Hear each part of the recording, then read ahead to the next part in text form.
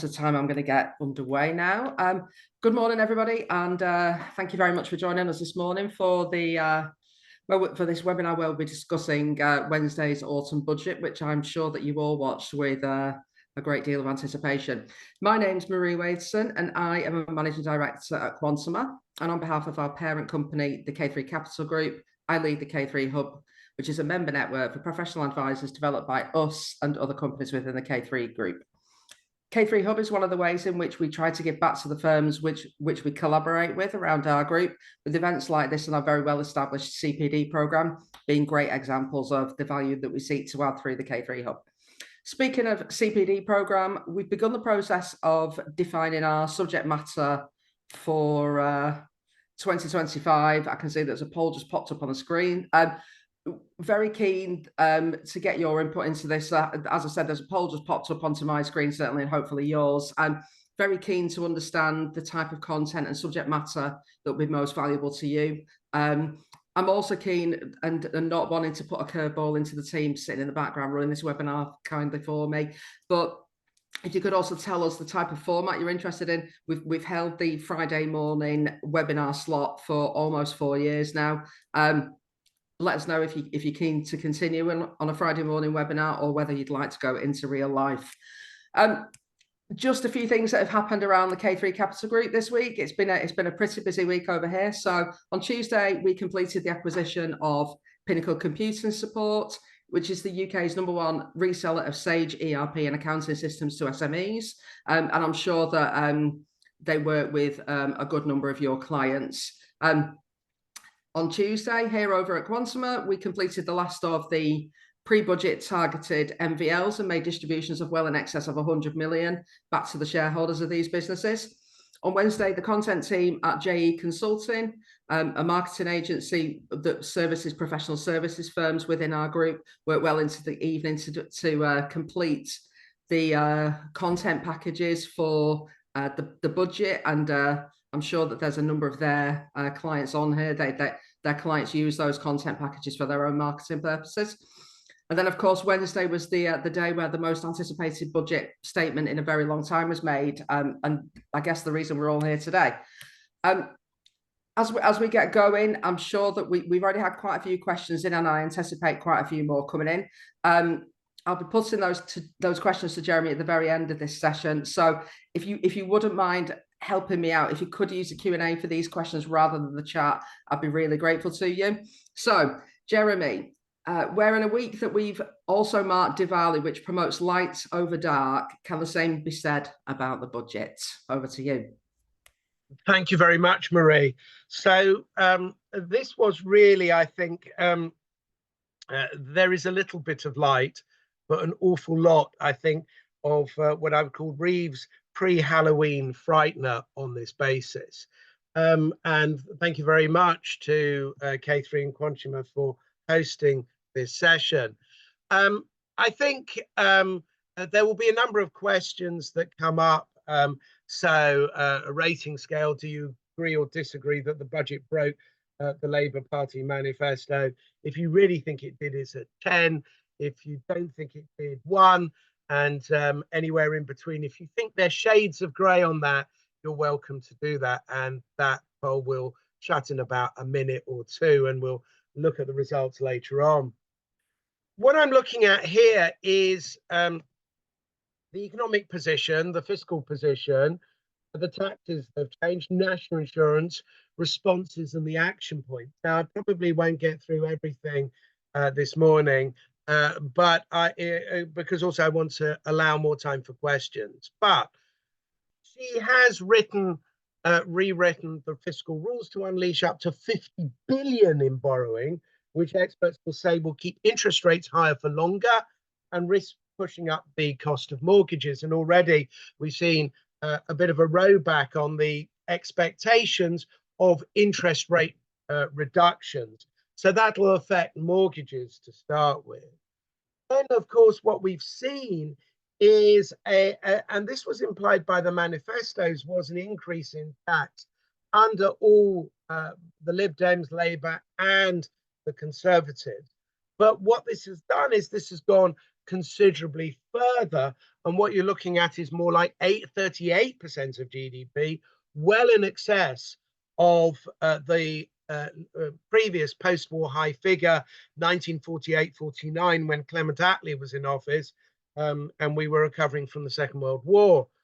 So taxes are definitely going up.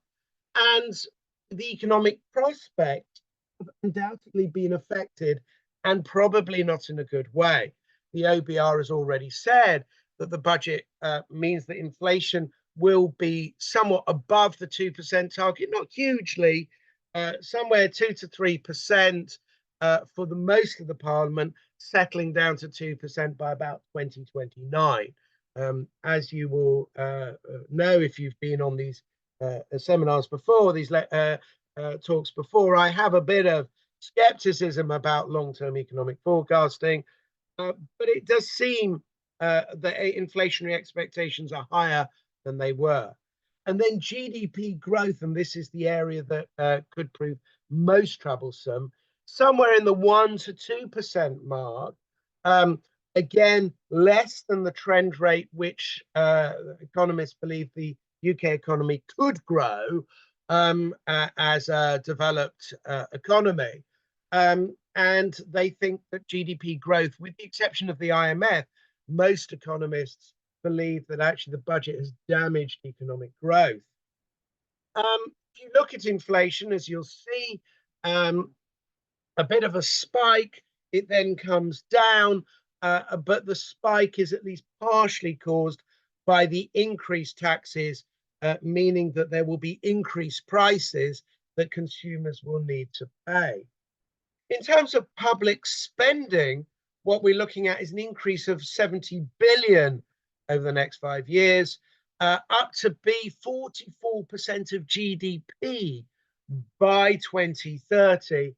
And as I say, taxes at 38% of GDP, moving us from very much the middle between the US and European economies, much more to the sort of tax and spend levels that you see in European economies. And the big question that one would need to ask is, will the public sector investment outweigh the effect of tax rises?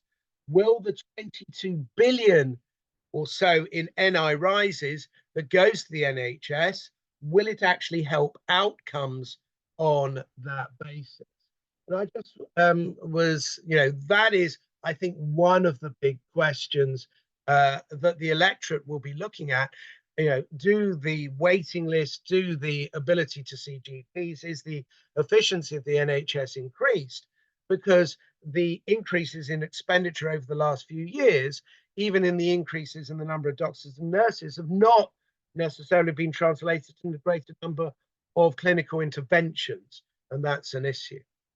Certainly, one of the things that was slightly surprising, but has been a rather unwelcome outcome, is that the bond yields rise past the level at which Liz Truss allegedly crashed the economy. The gilt mark is wobbling ahead of a massive borrowing. The Health Secretary told Times Radio this morning, this was on, I think, Monday, that the recent raft of budget announcements and fiscal rule changes are important to make sure that this budget lands in the right context with the financial markets. So an admission of concern. And 10-year gilt yields got to 4.29% on Monday, above the 2022 mini budget territory. And given the salience of this in terms of how budgets are received, there is some nervousness looking at both the bond market and the stock market, neither of which have done particularly well since the budget.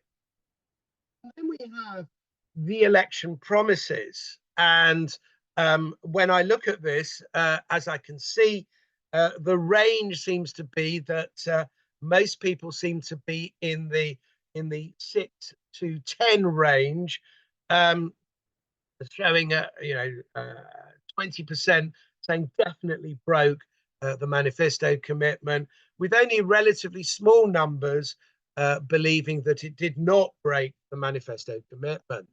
So thank you for that. And interestingly enough, you'll see Labour's manifesto said, we will not increase national insurance, the basic, higher or additional rates of income tax or VAT. However, you might say, did they really say that? Might be the question. And what was then seems to have morphed into something slightly different now. Shades of Animal Farm, if you ask me.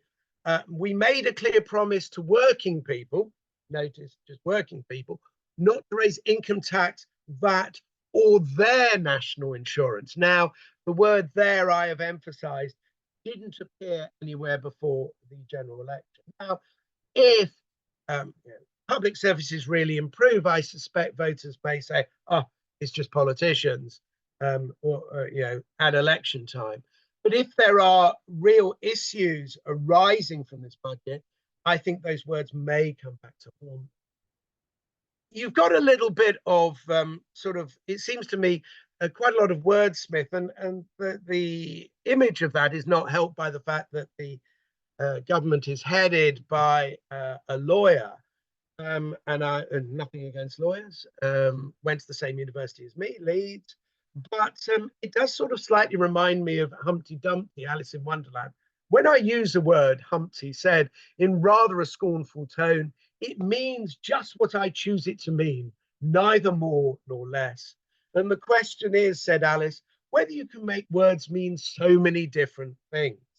And I do feel there's a bit of Lewis Carroll in this.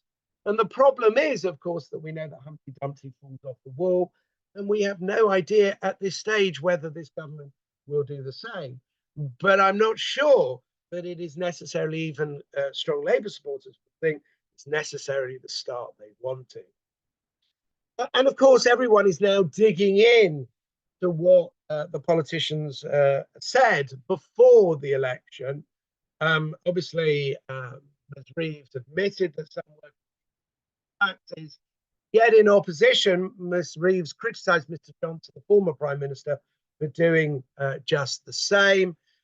In 2022, Boris Johnson raised national insurance contributions for employers and employees by 1.25%, so 0.05% more than Rachel Reeves raised it, which may be significant, I think, in the fact that it was a 1.2% rise, not a 1.3 or 1.4% rise, to fund the NHS and social care. This was despite, for the sake of balance here, despite the Conservatives also having said in 2019 that they weren't going to touch the tax.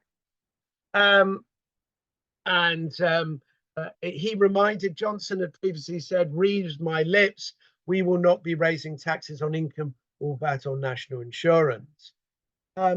This is, and what she said is, this is not just another of the long list of broken promises from a leader. It was a fleeting relationship with the this manifesto breach now belongs to the entire Conservative Party. And you do wonder whether it's the biter bit on this basis. She did go on to say that raising national insurance contributions were not just the wrong thing to do, but a heavy burden on working people and businesses who could ill afford it, but a broken promise as well. And Paul Johnson of the Institute for Fiscal Studies, who is generally as centrist as they can be, has said it is a flagrant breach or a straightforward breach of the manifesto. And think tanks have also warned that companies will pass the bulk of the increase on to employees, making the move a tax rise on working people. So, of course, politicians of all stripes have broken manifesto promises before, but I think the question would be, is that may be forgotten if services improve, but if they don't, I don't think it will. The latest iteration about who working people are and who taxes are is it's all about pay slips. That came out. And if your pay slip doesn't change from month to month, and the individual employee's pay slip won't change, then they're saying that they've kept their promise, which isn't quite the way that I think it looked. This is against a backdrop of Starmer's popularity setting new records for the Prime Minister into office from -11 down to -38. Again, that is not necessarily a major issue in terms of the next general election. And you might argue that low popularity at the beginning of your parliament, well, the only way is up. But I do think that the issue is that, you know, only Liz Truss had a worse period in office in terms of the drop in approval.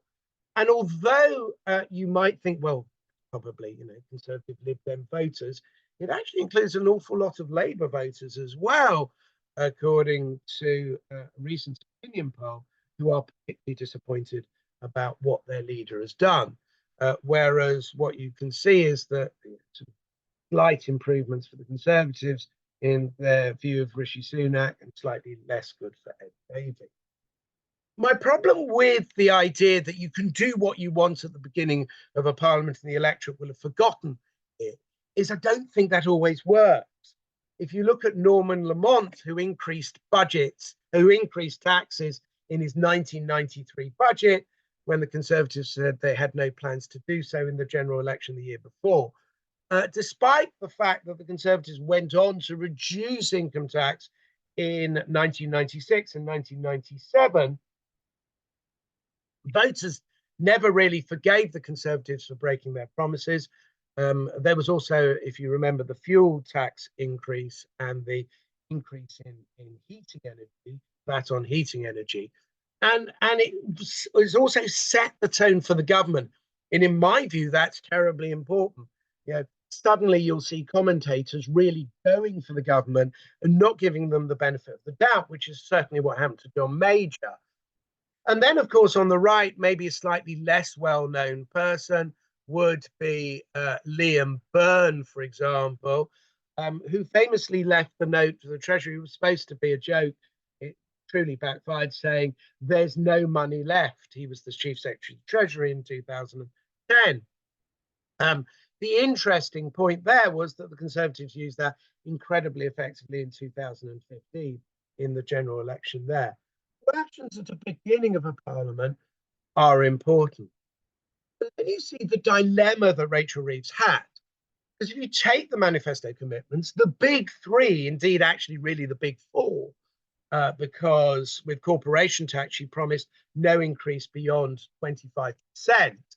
And then when it came to national insurance, VAT, and income tax, what you can see is if she wasn't going to raise there, then you're really looking down at taxes.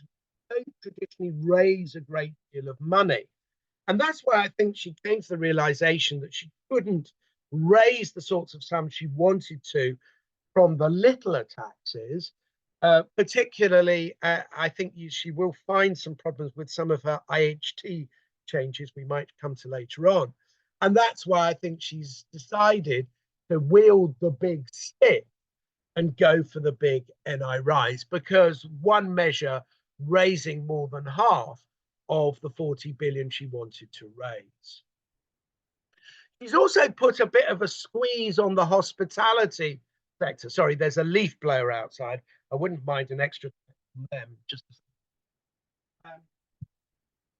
so one of the elements there is that the national living wage going up by 6.7% will put even greater pressure on the hospitality and leisure industries. And those are industries which generally have fairly, and also with the retail, they tend to have thin profit margins, which are then reflected in the wages of those workers. And I think that there is no doubt that this will particularly hit, ironically enough, businesses that employ people on lower wages, whereas I suspect that your city lawyers, accountants, bankers, asset managers, and so on, the companies may be a bit irritated by the extra 1.2%, but this is not the big issue. And I'd argue that it's actually the big issue is in the big issue. It is really in terms of the companies that are providing entry-level jobs, as was pointed out. Actually, it's a bigger rise even for the 18 to 20-year-old. And you do think to yourself, at this point, that will affect young people's opportunities in terms of getting up, getting onto the employment ladder, and for those firms that do normally employ them. If you look at the tax rise, and I had to think about it, 40 billion sounds, what's a billion here and there? But I put it in real numbers. That is the amount that taxes are going up. It is an incredibly large amount, and one of the largest tax rises in peacetime. And as I said, borrowing going up, forecast to increase from 87 billion to 27 billion this year, and with a more hawkish stance on interest rates by the Bank of England. And would you like to put in the second polling question while I carry on? So do you think the budget will strengthen or worsen the economy? And you've got a rating scale of 1 will worsen, 10 will strengthen, and anywhere in between. And while you're doing that, I might point out that the Office for Budget Responsibility reacted to Chancellor's saying that long-term growth, the economy is expected to grow just over 1% this year, rising to 2% next year, before falling to 1.5%, which is below its estimated potential growth rate of 1.66%. The difference may not sound large, but cumulatively, that does add up. If I then carry on, you can see graphically how growth has been downgraded after 2025. And this creates a real gap. Mind the gap on that basis. What you can see there is a substantial gap between what was the potential for growth and what may happen. And that will affect tax. That will affect tax revenues, of course. And of course, the question would be is who are working people and what are their taxes? And it did remind me of the famous quote by Neil Kinnock, a great orator, whether you agreed with him or not. And there was a famous quote which could be turned round. I warn you not to be ordinary. I warn you not to be young. I warn you not to fall ill. And I warn you not to grow old. Well, we've had the grow old with the winter fuel allowance. We've had the young in terms of the effect on jobs, entry-level jobs, and indeed in terms of stamp duty. The question is whether actually, by contrast, falling ill will be easier because the NHS will have more money. And just a reminder of the people who don't seem to count as working people: investors, landlords, pensioners, working from home employees, high income individuals, high asset individuals, those with large pension pots, except for public sector workers who've got yet another carve out, non-strivers. I thought we worked hard, so at some point we could be non-strivers, but maybe I'm wrong. Business owners, and then private equity and independent schools. So let's look at some of the measures, and I'll deal with them relatively briefly because you will have had something on that basis. So again, in the result of the poll, most people are 5 downwards. There are 5 people who think that this is hugely beneficial to the economy, and the most of them are in the 1 to 5 bracket of definitely worsening the economy. So, but a spread of opinion on that basis. If I look at tax and spend, one of the elements was that the thresholds unfrozen in 28-29, which is also an election year. You can get the married couples allowance, but you either have to be 90 or marry somebody over 90. I do have some clients who have the MCA on that basis. In terms of child benefit, not assessing on a household basis, which was planned from April 2026, retaining the 60 to 80k phase down per individual, 2 individuals earning 60,000 in a household will keep all the child benefit, but if one of the couple earns 80,000 and the other earns nothing, then they get none of the child benefit. And you've got to say that on that basis, it doesn't look terribly fair. That was something that was going to be changed and is not being changed. In terms of investment, so EIS and VCT extensions to 2035, which had already been planned by the previous government. Investment limits for ISAs, junior ISAs, child trust fund, frozen until 2030, and the British ISA was scrapped. And then you get the big one, which is national insurance. No increase in employee NIC. Employer NIC 1.2% increase to 15%. And as I said, actually, the Conservatives increased it when they were going to fund social care by 1.25%. But I think the really big issue for more marginal businesses employing a lot of low-paid staff is the secondary threshold reduced to £5,000 from £9,100. It's supposed to raise somewhere in the order of 25 billion. The IFS doesn't think it. And the only concession there is the employment allowance with two elements. One is rises from 5,000 to £10,500. You get a £10,500 allowance against secondary national insurance. And for reasons that I still find quite curious, the 100,000 cap is removed. So in other words, large companies which have employer NIC of over 100,000 in the prior year will now be able to get the employment allowance. I'm not sure that this really makes a huge difference to our banks and oil companies, and I'm not quite sure why this has been done. Corporation tax. Now, I think this is better news. 25% main rate has been guaranteed for the rest of the Parliament.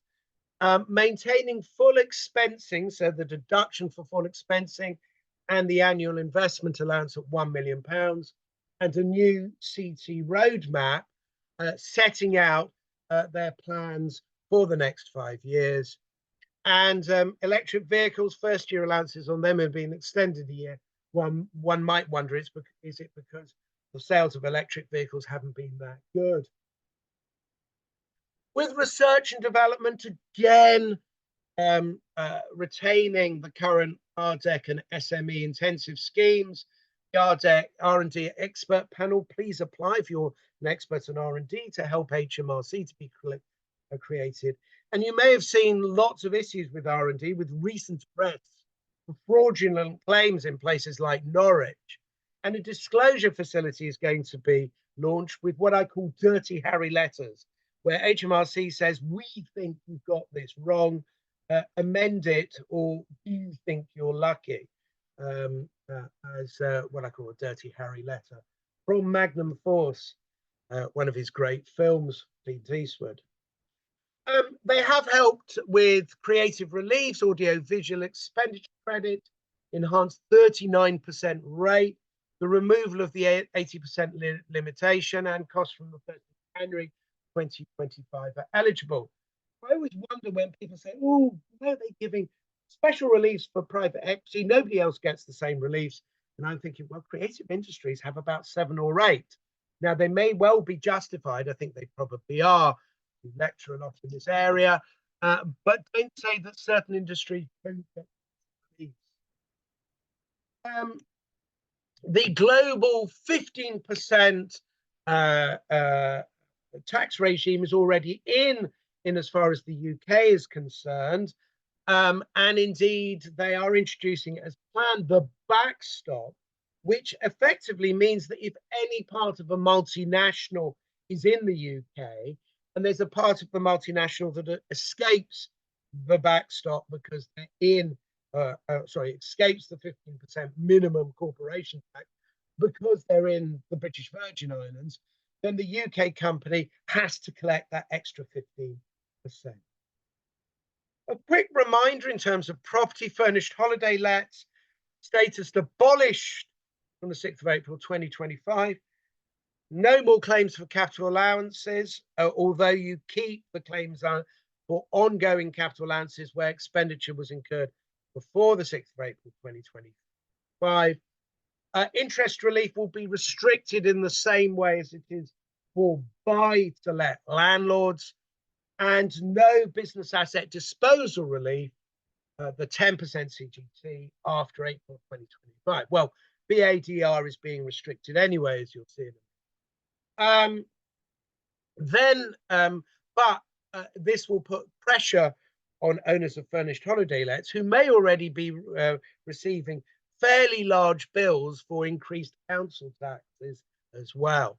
What effect this will have on the property market in seaside resorts waits still to be seen.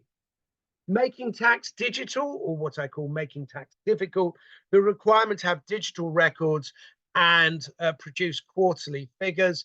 The threshold, which was supposed to be going down 50,000, 30,000 and remaining there, threshold has been reduced to £20,000 sometime after April 2027. Note, making tax digital for income tax for traders will become mandatory from April 2026 at the threshold of 50,000, assuming HMRC has the right computer technology available. In terms of employment taxes, payrolling benefits, i.e. putting your benefits like cars and so on through the payroll, that will be mandatory from April 2026 rather than just putting it on the P11B.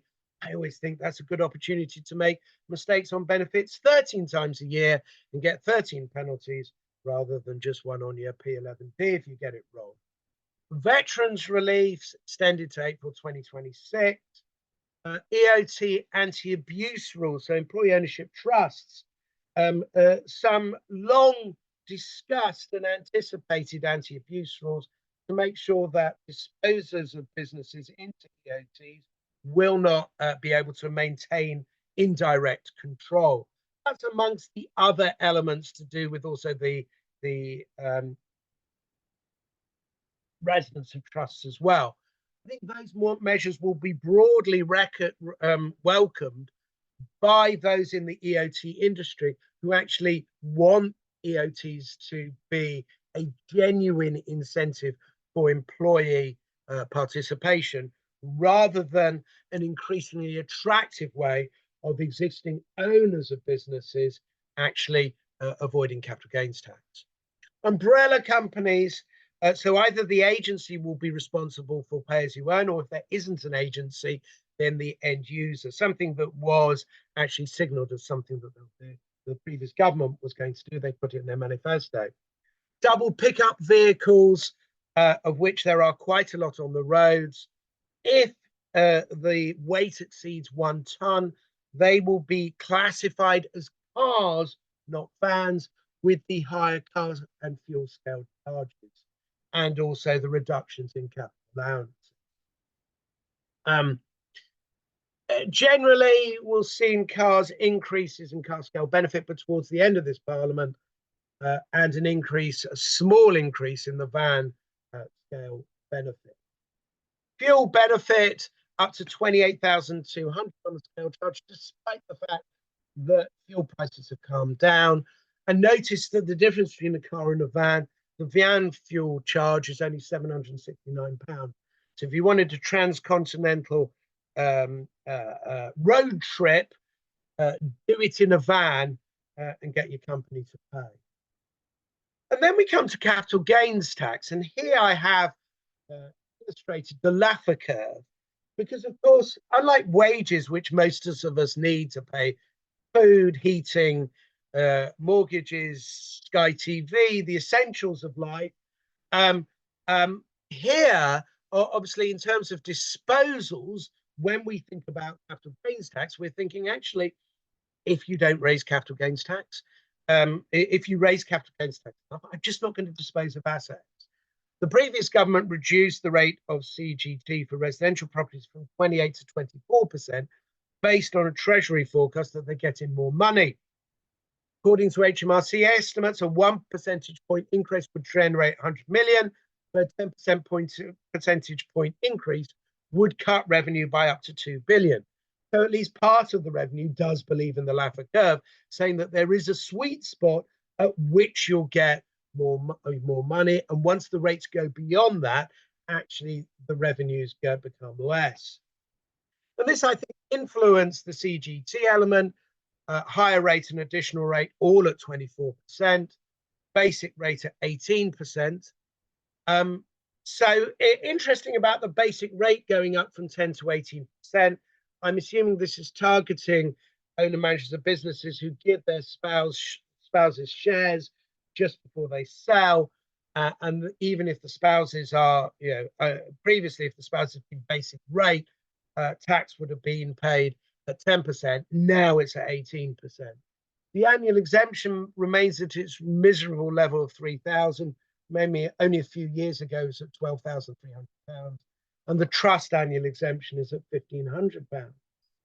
But again, this one that they've looked at in one of the two examples where I think they've reacted to, actually, will this cost us money?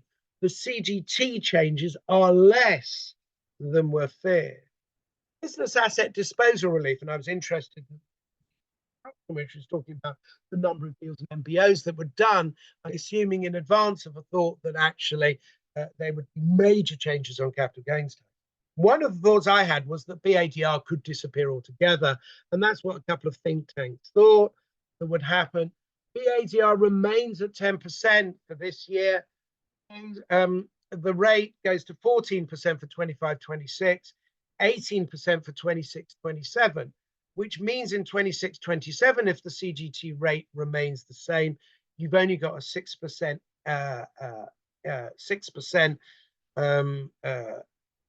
benefit, and that's on a maximum of £1 million. So BADR by 26-27 will be worth a maximum of £60,000.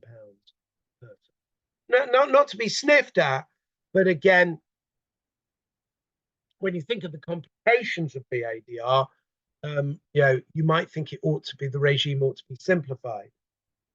Investors relief, which was the other less well-known relief, where you couldn't be working for the business, was at 10 million, now reduced to 1 million for disposals from the 30th of October 2024.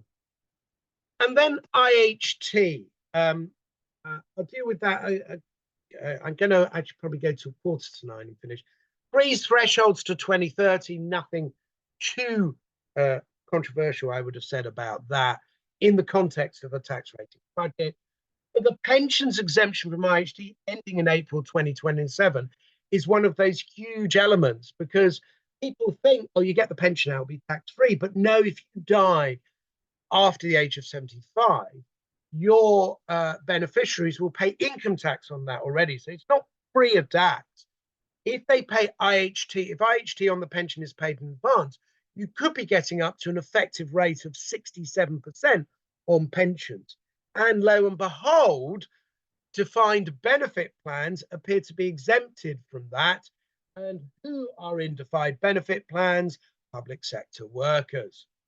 And then the other thing which could cause a real problem, APR and PPR, combined limit of 1 million from April 2026, 100% relief, thereafter 50% relief, so an effective rate of IHT of 20% above £1 million. AIM shares will be taxed at 20%, so at only at 50% relief, so they're paying 40%, you'll pay 20%. So some of the AIM market's concerns about people pulling out investments were listened to. But in terms of unquoted shares, we're not quite sure of the position. It's not clear from the papers. Now, IHT is paid mostly by the wealthy, but there's a huge number of middle asset people who have maybe expensive residential property, and a pension, and they could be hit really badly by this. The only other element that I feel I ought to mention briefly, well, two other elements before talking about the dogs that did not bite. Well, business rates, 40% relief for business rates for small businesses. That is less than they have before, and that is being paid for by an increase for everybody else. So actually, although this was seen as a cut to rates, Actually, it replaces a more generous regime for small businesses. So they're being hit by the national living wage going up substantially, secondary NI going up, and business rates relief being curbed. And then one area that they have listened to, I think, a bit, private equity originally, I think, carried interest was going to be just at 45%. They've listened and said, do they actually want the whole of the industry to move away from Mayfair to Paris or Frankfurt or Zurich or somewhere else? So they've increased the CGT rate to 32% from 28% from next April, integrated into the income tax system by 2026, but with bespoke rules. Remember, going back on that thing saying everyone, irrespective of their industry, should be taxed in the same way, to reflect its unique characteristics, providing for fairer, that normally means higher, and more sustainable outcomes, i.e. not so much that we're actually going to push you abroad, while safeguarding the strength of the UK as a fund management hub. That comes straight from the Red Book and would indicate that there are interesting discussions to be had over the final rules on that. And then finally, that I wanted to talk about was SDLT on second homes, surcharge going up to 5%, a company rate, therefore, also going up to 17%. The highest rate of SDLT, 17% for UK residents buying additional property, and now a stonking 19% for non-UK residents buying additional properties on that basis. And again, you might think of Neil Kinnock's warning, I warn you not to be young, because the first time buyer's relief has been cut 0% and down to 300,000 from 425,000. And the threshold, so the properties that apply to only go up to £500,000, which is a huge amount in London. So we're talking about less value of the relief and it covering less properties. I talked about Primondell before, and I'll happily talk about that again at some other point. Note that in terms of the private schools, in terms of private schools, VAT on schools to go ahead from the 1st of January 2025. Special educational needs schools, there is some help, but they're not exempted from this. And business rates relief gone by April 2025. The interesting point is that the schools that do quite well are the very expensive schools which have pay a lot of VAT on capital equipment, who might be able to reclaim it for the last 10 years. So the really expensive, the Eton Harrows of this world do all right. Again, it's the marginal schools, because the vast proportion of their costs are staff, not VATable, they're going to end up really hit, as will the pupils and parents of those pupils in those schools. So I'm coming to the end, but let me look at the action points. So first of all, you need to think about what are the changes that happened immediately? What are the changes coming in April 2025? What are coming in 26 and one coming in 27? And plan accordingly. It's not like they've all come in immediately. They're coming in over a period of time. So you need to plan accordingly. And then finally, I would look at what I call the dogs that did not bite, the dogs that did not bite, the tax rises foregone. And what you can think of is fuel duty can't do very much about. CGT on residential properties may not rise, but they didn't raise dividend rate.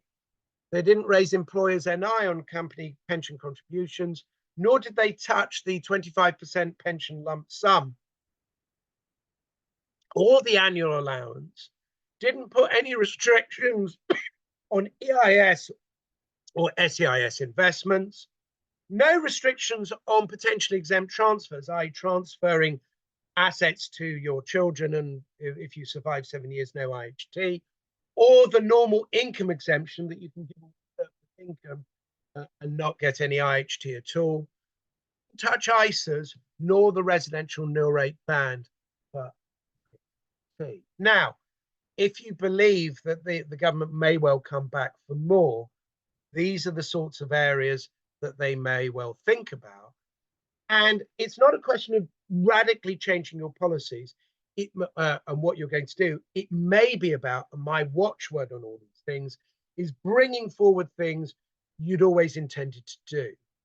Don't do things that are radically different from your main plan in life or business, but maybe you bring things forward that you think may be more effective to do now than later on. At that point, thank you very much indeed, and I'm very happy to take questions.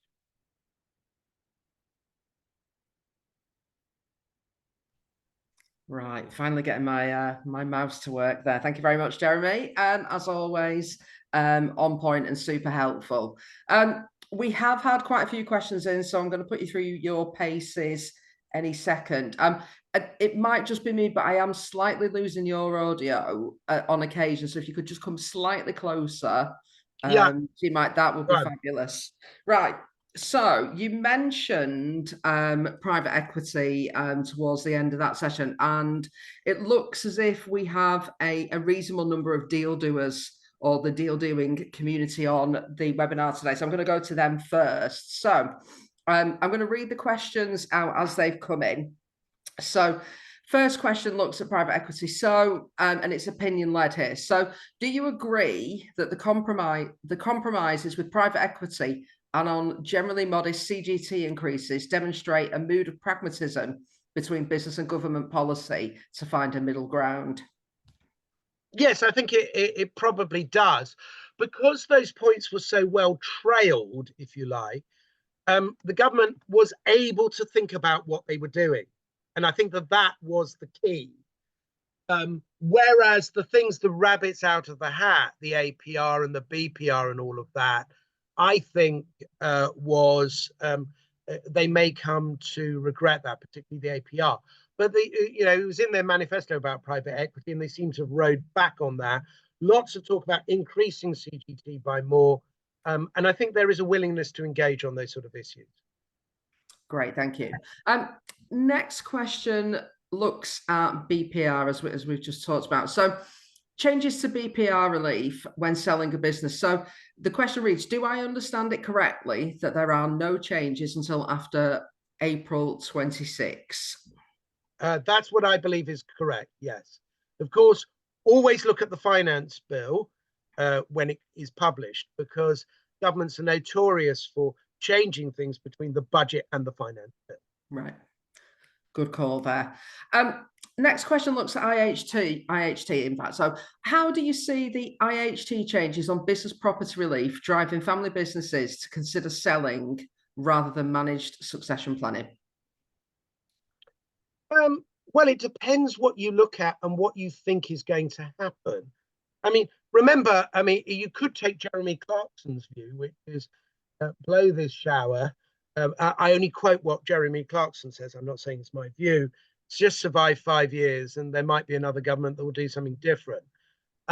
Or indeed, remember the governments may decide that the policy just won't work. So this is one of the areas where I wouldn't overreact, because who knows with IHT how the policy will develop over a period of time. In the late 2000s, up to the 2010 general election, the Conservative and Labour under Alistair Darling and George Osborne were competing of how much they could loosen the IHT regime. And I don't know whether that might not be the case in the future. It's impossible to predict. I certainly wouldn't be making a short-term decision now. Very good. Okay, thank you. Sticking with IHT for a second. So in respect of the IHT changes, does the 7-year rule apply to all gifts pre-30th of October and nothing after? So the point would be, is the 7-year rule apply? But in terms of APR and BPR, we will need to see the legislation in terms of how that will work. So could I put BPR assets into a trust with no entrance charge before the rule comes in? That is what they would seem to be the case.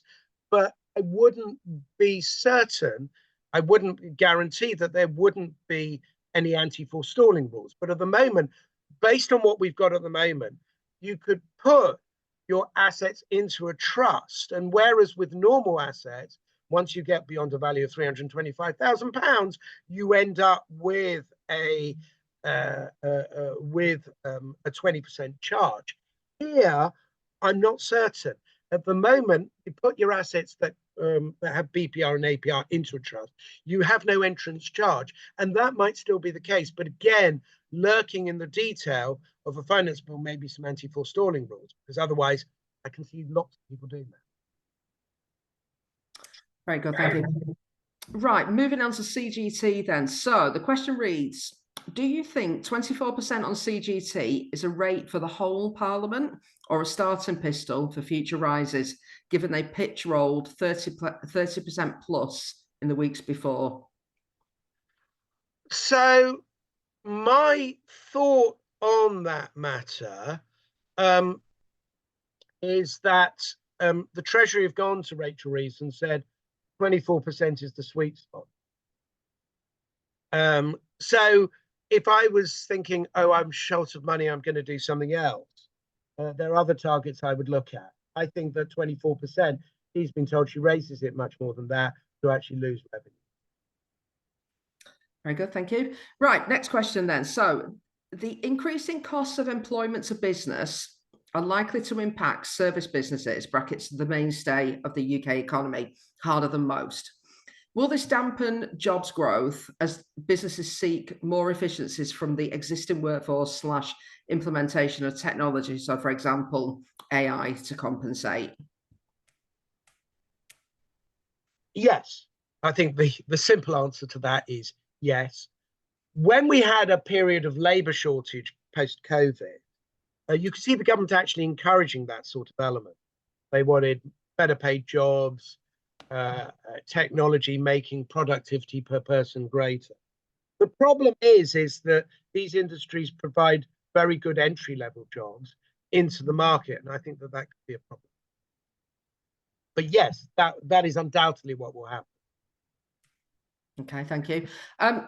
Right, next question then. So, and it's an area that we care deeply about here at Quantuma for sure. So, are our high streets, and by high streets, the question defines it as retail, bars, restaurants, etc., going to see further decline and increasing casualties as a result of the budget? Well, there are obviously other economic factors as well, but it's not a good budget for the high street. I think nobody, would really think this is a terribly great budget for the high street. It does nothing to arrest the decline. I mean, you take the 1p off a draft pint of beer, set it against the extra cost of the bar staff, the energy costs and everything else. It is truly a drop in an ocean. Okay, thank you. Question here that reads, what are the changes to extension of anti-avoidance legislation on S455 charges? Is transfer of direct loan account between associated companies via intercompany adjustments caught by new changes?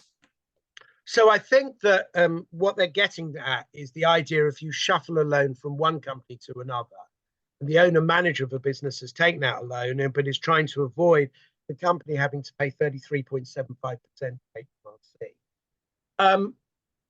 I think it's probably a little bit too technical for this particular point, juncture, but I think generally speaking, that is the intention of the legislation. And indeed, that was sort of upheld by the General Anti-Abuse Rule panel when people were trying to do schemes to get round the 451 charge. Okay, lovely. Last couple of questions then, Jeremy, if I can. So does NI increase apply to apprentices on apprenticeship schemes? I think they're covered by the existing exemption. So there is an exemption for them.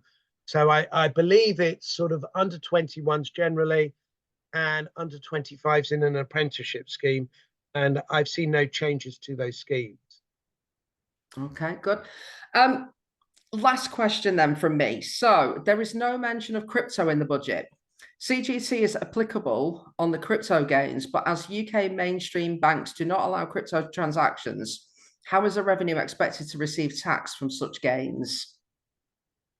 Because they're investing a lot of money on software to track what's going on, I think is the answer to that. And of course, they can get information from third parties under their exchange of information protocol. So I think what they're doing is that they're investing time, effort, and resources in tracking this down. Thank you very much, Jeremy. You'll be glad to know that I will stop putting you through your paces now. Just a very quick wrap up from me. So that is the end of today's webinar. Thank you very much, Jeremy. Contact details should be on the screen now if you wish to get in touch. We'll be back next Friday with our next CPD session, which will be covering commercial property tax, always one of our most popular subjects here at the K3 Hub. You can find further details and a registration link on the webinars and events pages of both the K3 Hub and Quantuma websites. Alternatively, you can get in touch with me. Hopefully my contact details are on the screen as well. If not, you can find me on LinkedIn. All that's left to say is thank you very much for you all joining us. It's been a massive number today of delegates joining, so thank you very much. Wishing you all a great weekend. Thank you very much indeed. Thank you.